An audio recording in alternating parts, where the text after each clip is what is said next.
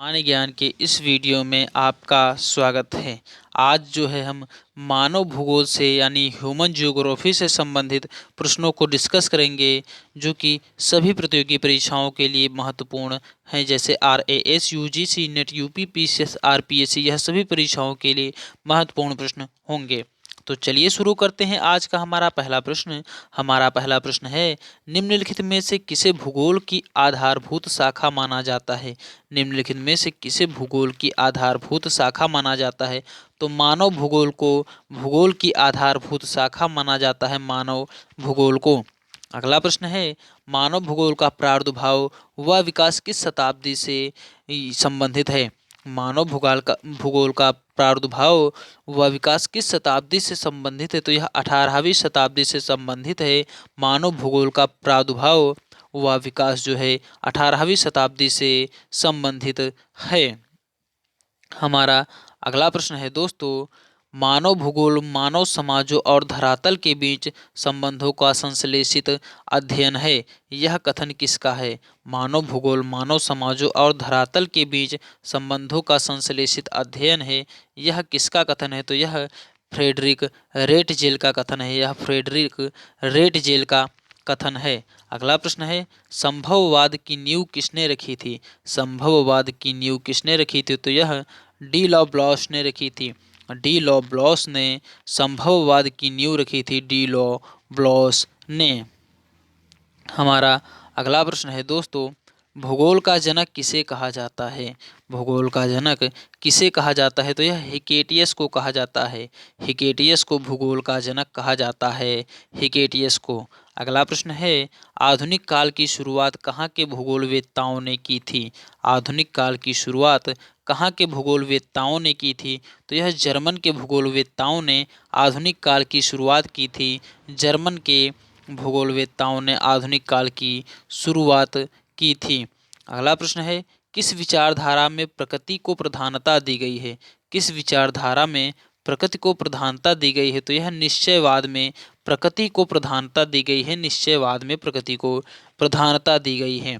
अगला प्रश्न है, रुको और जाओ की संकल्पना का प्रतिपादन किसने किया था? रुको और जाओ की संकल्पना का प्रतिपादन किसने किया था? तो यह किया था ग्रिफिथ टेलर ने किया था। ग्रिफिथ टेलर ने रुको और जाओ की संकल्पना का प्रतिपादन किया था, ग्रिफिथ टेलर ने। हमारा अगला प्रश्न है, मानव भूगोल का विभाजन किस दशक में हुआ? मानव भूगोल का विभाजन किस दशक में हुआ? तो यह 1930 के दशक में मानव भूगोल का विभाजन जो है 1930 के दशक में हुआ था। मानव भूगोल का जो विभाजन है यह 1930 के दशक में हुआ था। अगला प्रश्न है, निम्नलिखित में से जो मानव भूगोल का अंग नहीं है वह है? निम्नलिखित में से जो मानव भूगोल का जो अंग नहीं है वह है जलवायु विज्ञान। जलवायु विज्ञान यानी क्लाइमेट साइंस जो है, यह क्लाइमेटोलॉजी जो है, यह मानव भूगोल का अंग नहीं है। जलवायु विज्ञान मानव भूगोल का अंग नहीं है। अगला प्रश्न है, आधुनिक मानव भूगोल के जन्मदाता कौन थे? आधुनिक मानव भूगोल के जन्मदाता कौन थे? तो यह रेटजेल थे।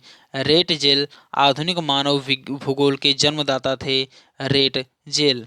अगला प्रश्न है, मानव भूगोल चंचल मानव और अस्थायी पृथ्वी के पारस्परिक परिवर्तनशील संबंधों का अध्ययन है।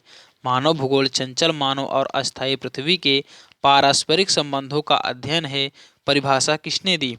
तो ये एलन सैम्पल ने इसकी परिभाषा दी है। एलन सैम्पल ने इसकी जो परिभाषा है एलन सैम्पल ने दी थी।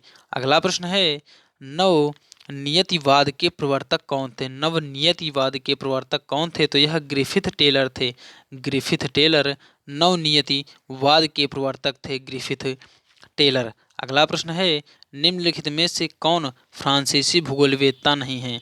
निम्नलिखित में से कौन फ्रांसीसी भूगोलवेत्ता नहीं है? तो यह रीटर है। रीटर जो है यह फ्रांसीसी भूगोलवेत्ता नहीं है, रीटर। अगला प्रश्न है, मानव भूगोल के त्रिसंतुलन के घटकों के नाम बताइए। मानव भूगोल के त्रिसंतुलन के घटकों के नाम बताइए। तो यह हैं जैविक, अजैविक व सांस्कृतिक घटक। जैविक, अजैविक व सांस्कृतिक घटक यह हैं मानव भूगोल के त्रिसंतुलन घटक, जैविक, अजैविक व सांस्कृतिक घटक।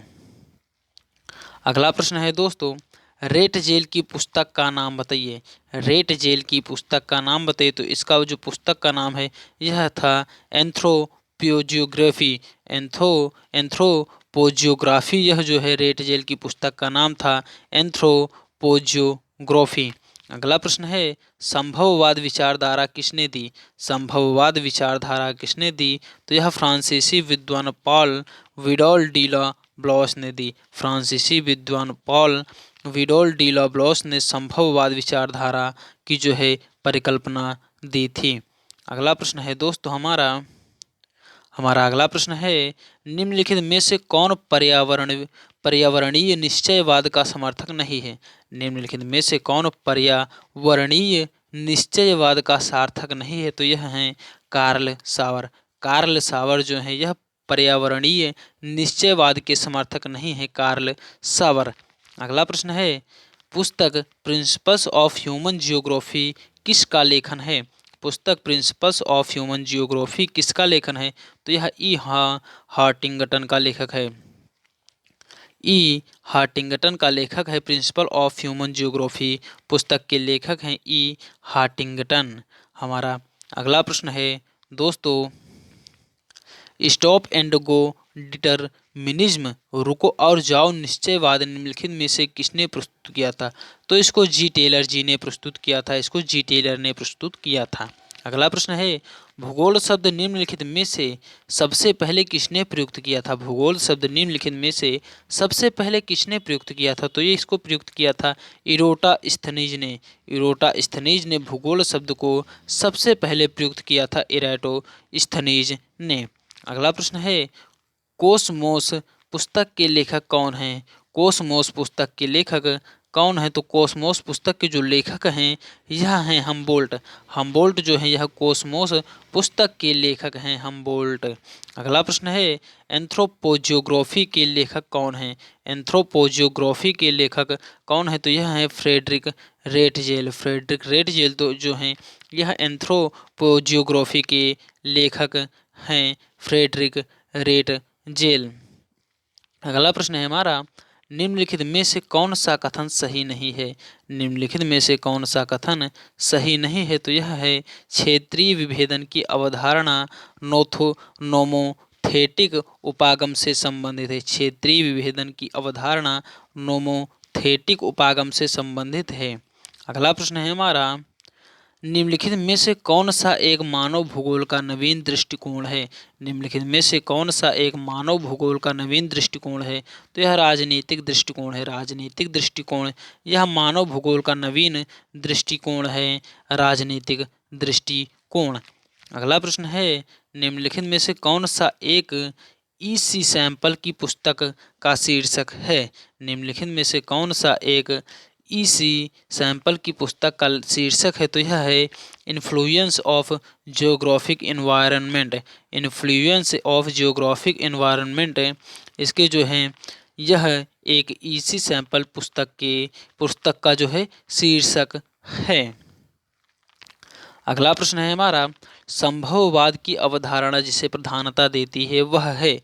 संभववाद की अवधारणा जिसे प्रधानता देती है वह है मानवीय छांट एवं चयन। वह है मानवीय छांट एवं चयन। अगला प्रश्न है, निम्नलिखित में से जो नियतिवादी नहीं है वह है फ्रेबे। फेब्रे जो है यह नियतिवादी नहीं है। फेब्रे जो है यह नियतिवादी नहीं हैं। अगला प्रश्न है हमारा, वातावरण अनेक अवसर प्रदान करता है और मानव उसमें से चुनाव करने के लिए स्वतंत्र है के मूल तथ्य को किस नाम से जाना जाता है। तो इसको संभववाद के नाम से जाना जाता है। इसको संभववाद के नाम से जाना जाता है। अगला प्रश्न है, प्रकृति आदेश नहीं किंतु अनुमति प्रदान करती है, यह कथन है। प्रकृति जो है यह आदेश नहीं किंतु अनुमति प्रदान करती है, यह कथन है एल फेब्रे का। यह कथन एल फेब्रे का कथन है। यह एल फेब्रे का कथन है। अगला प्रश्न है, मानवतावाद की विचारधारा का प्रतिपादन किसने किया था। मानवतावाद की विचारधारा का प्रतिपादन किसने किया था। तो यह किया था यी फू टुआन ने किया था। यी फू टुआन ने मानवतावाद की विचारधारा का प्रतिपादन किया था। आई होप दोस्तों यह सभी प्रश्न आपको पसंद आए होंगे एवं यह वीडियो आपको पसंद आया होगा। अगर यह वीडियो आपको पसंद आया है तो लाइक कीजिए। अगर आपने अभी तक हमारे channel GK with Prince YouTube channel को सब्सक्राइब नहीं किया है तो सब्सक्राइब कर लीजिए और बेल आइकन को प्रेस कीजिए, जिससे हमारी वीडियो की सभी नोटिफिकेशंस आपको सबसे पहले मिलती रहें। धन्यवाद दोस्तों, मिलते हैं अगले नेक्स्ट वीडियो में। तब तक के लिए जय हिंद, जय भारत।